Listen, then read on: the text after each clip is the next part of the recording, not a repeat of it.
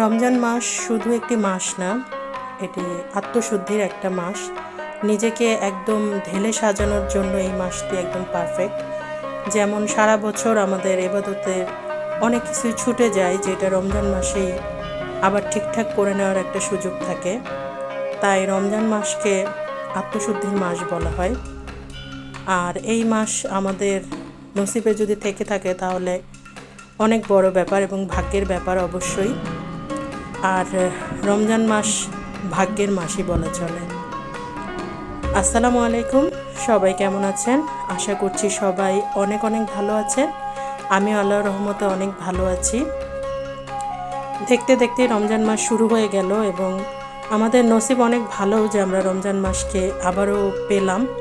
আল্লাহ এই রমজান মাসের সকল ফজিলত যেন আমাদের নসিব করিয়ে দেয়। রমজান মাসকে যেভাবে আমাদের ভাগ্যে রেখেছে ওইভাবেই এই দোয়াই করি। তো একটু সেহরি দেখিয়ে দিলাম। সেহরিতে তেমন কিছু খাওয়া হয় না, ভাত খাওয়া হলেও একদম অল্প খাওয়া হয়।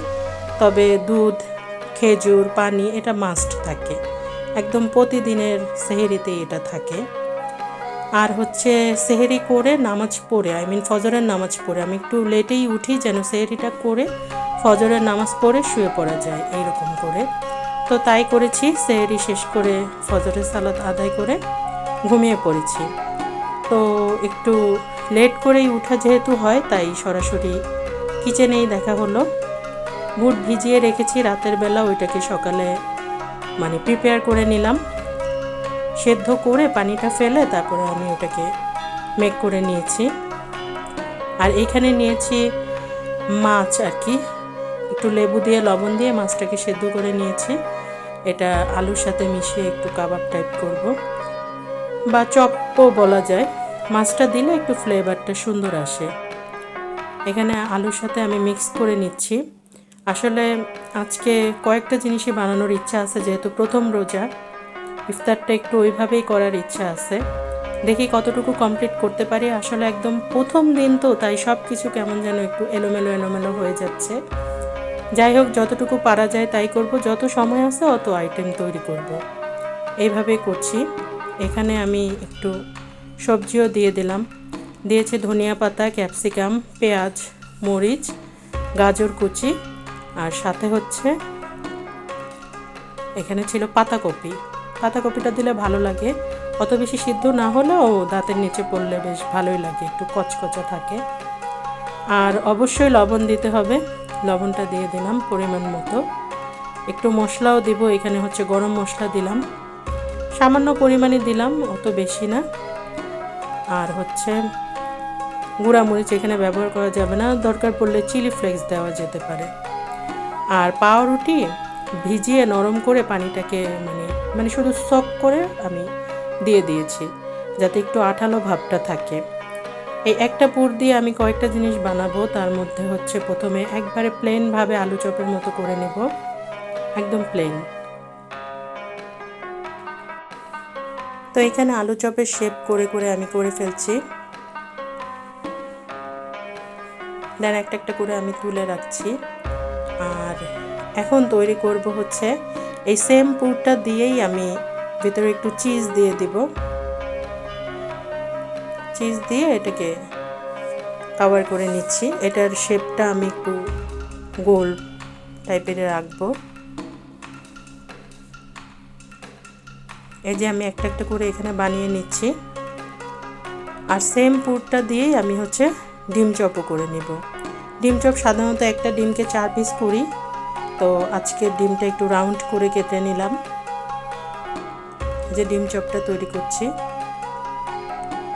ডিম চপ মোটামুটি অনেকগুলাই তৈরি করেছি 2টা ডিমের, কিন্তু সবগুলা বানানোর সময় কোনো সমস্যা হয়নি। যখনই ক্যামেরাটা ওপেন করে বানাতে গেছি আর কেমন অবস্থা হয়ে যাচ্ছে, এই রকমটাই ম্যাক্সিমাম টাইম হয়। যাই হোক, কোনো সমস্যা নাই।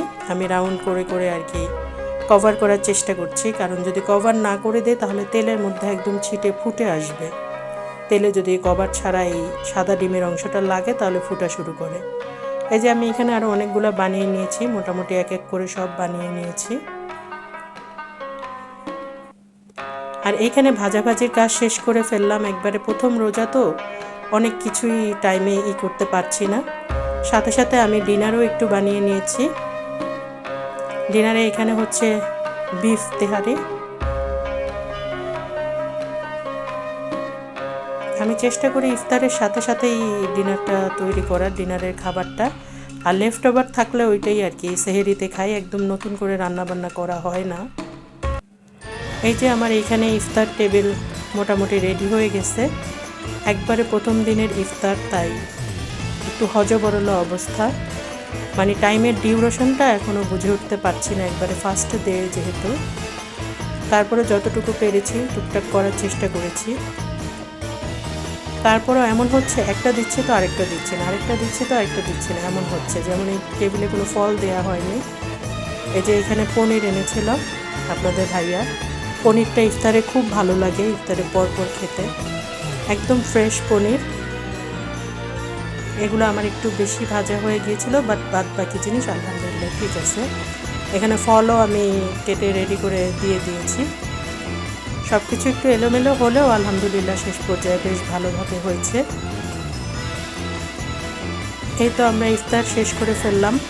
ছোলাটা আমি তৈরি করেছি, ছোলাটা এতটুকুই তৈরি করেছি আজকের জন্য। মানে বললাম না, এবার আমি কোনো কিছুই ফ্রিজে রেখে খেতে পারছি না, কিচ্ছু না, সব কিছু ফ্রেশ ভালো লাগছে। ফ্রেশ না হলে খাওয়া হচ্ছে না, আমারও না, আমার বাসায় কেউ খেতে পারছে না, এমন একটা অবস্থা।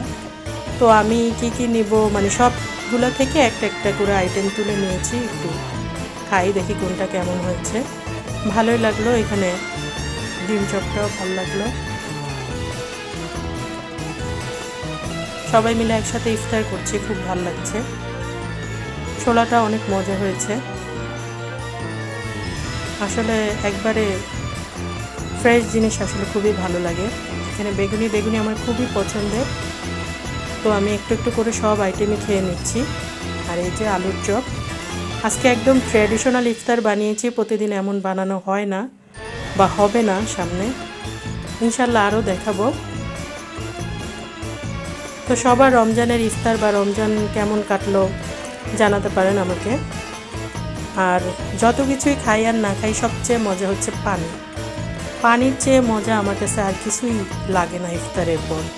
আর আমার বাসারও একই অবস্থা, পানিটাই বেশি চলে। যাই হোক, এইখানে আরও দুইটা আইটেম, আমি একসাথে তো সব খেতে পাচ্ছি না, পরবর্তীতে আরও দুইটা আইটেম আমি দেখাচ্ছি। ওই যে ভিতরে পনির দিয়ে যে আমি তৈরি করেছি এটা দেখাচ্ছি। আসলে বোঝা যাচ্ছে না ওই পাতাকপির জন্য, সবই মনে হচ্ছে পনির বা সবই পাতাকপি এমন।